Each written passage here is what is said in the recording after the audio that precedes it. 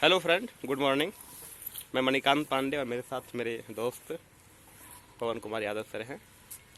आज हम बात करेंगे रूस और यूक्रेन वॉर के बारे में, क्योंकि इस समय पर जब हमारे धरती के एक हिस्से में फुल स्केल वॉर चल रहा है तो इसके बारे में बात करना बहुत ज़रूरी है। Yes, of हम यदि course. यह सोचें कि वो युद्ध बहुत दूर हो रहा है, हमें इससे क्या मतलब, लोग मर रहे हैं जी रहे हैं, वो वहाँ मर रहे हैं जी रहे हैं, ये सोचना गलत होगा।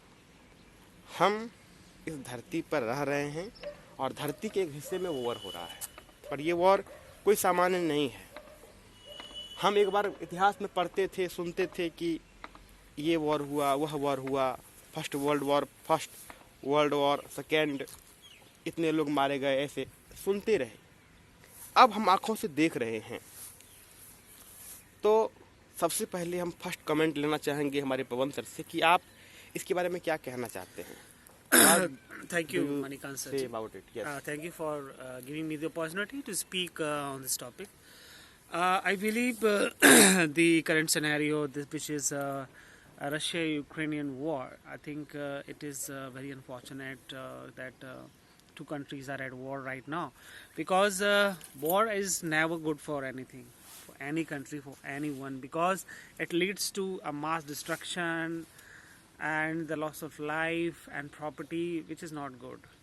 तो आई थिंक दोनों पार्टीज के लिए हार्मफुल है. Not only Ukrainian people are suffering because of that, but even Russia is also suffering because of this war, because they are losing lots of their soldiers, their weapons, their money. Their market is going down, and people are not happy. They are not at peace. They are restless. So I believe कि this kind of war should be stopped. कभी भी अच्छी नहीं इस तरह की चीज़ें. Sir, युद्ध कभी भी खुशी के लिए नहीं होता है। युद्ध जब भी होता है तो ये मास बेस पे ये जो है डिस्ट्रक्शन करता है, नुकसान पहुंचाता है, जान माल की हानि होती है, ये बात तो है। सबसे पहले आप मुझे यह बताइए कि क्या इस युद्ध को आप सामान्य युद्ध की तरह ले रहे हैं, या कुछ आपको लगता है कि इसके जो है कॉन्सिक्वेंसेस आपको फ्यूचर में देखने को मिलेगा और एक बड़े स्तर पर। हम यदि इसे यह कहें कि यह युद्ध जो है पूरे मानव समाज का, मानव जाति का नुकसान पहुंचा सकता, तो आप क्या कहेंगे। और मैं इस युद्ध के बारे में बहुत चिंतित हूँ, क्योंकि आप देखें, जब फर्स्ट वर्ल्ड वॉर हुआ, सेकेंड वर्ल्ड वॉर हुआ, उसी पर युद्ध चल रहे थे। उसके बाद युद्ध हुए, पाकिस्तान से हुए, तो पाकिस्तान को आप सीरियसली नहीं ले सकते हैं। वो एक नटखट बच्चा की तरह है, जो जब जैसा पेट भरता है तो कुछ उसको हरकतें सोचती है तो किसी गुदगुदी कर दी, वैसा ही है। लेकिन आज ऐसे समय पर युद्ध हो रहा है जब मानव समाज खुद को वेल डेवलप्ड कह रहा है। कह रहा है कि आज जो है विभिन्न संस्थाएं हैं जो हम पर नज़र रखती हैं, आज किसी भी मानव के अधिकारों का हनन नहीं होता है या हो रहा है। ऐसे स्तर पर, उस स्तर पर जहां पर आज जो कंट्रीज हैं वो न्यूक्लियर पावर से लेस हैं, इस स्तर पर युद्ध हो रहा है और एक फुल स्केल वॉर हो रहा है। तो हमें लगता है कि आइंस्टाइन ने जिस तरह से कहा था कि यदि थर्ड वर्ल्ड वॉर हुआ तो फिर फोर्थ वर्ल्ड वॉर जो होगा वो पत्थर और डंडों से होगा। अर्थात उन्होंने ये पृथ्वी नष्ट हो जाएगी, या पृथ्वी बर्बाद हो जाएगी, या पृथ्वी मिट जाएगी, उन्होंने इस और इशारा किया है। तो आपको क्या लगता है, इस युद्ध को आप एक सामान्य युद्ध की तरह ले रहे हैं, कि आपको लगता है कि नहीं, यह युद्ध एक सामान्य युद्ध नहीं है और इसके परिणाम दूर तक जाएंगे। बहुत अच्छा क्वेश्चन है मणिकांत जी. मुझे लगता है कि ये सामान्य युद्ध नहीं के तौर पर नहीं ले सकते हैं. It is very serious war, because other countries can also take example from this war and they can also follow suit.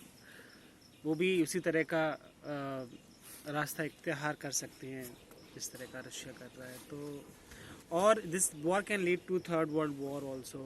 So God forbid ऐसा हो.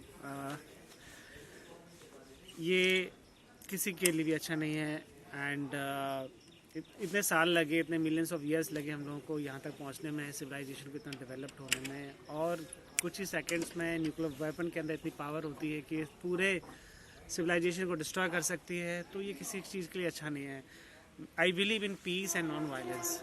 तो मैं यही मैसेज देना चाहूँगा कि सभी देश, सभी लोग पीस एंड नॉन वायलेंस को फॉलो करें और ह्यूमन राइट्स को समझें, नेचर से प्यार करें, एनिमल से लव करें एंड कॉस्मोपॉलिटन को फॉलो करें, विश्व बंधुत्व को फॉलो करना चाहिए। सभी लोग भाई हैं, सभी देश एक अलग अलग होते हुए भी एक ही देश हैं और एक दूसरे को बहुत ही पीसफुली रहना चाहिए सभी कंट्रीज़ को।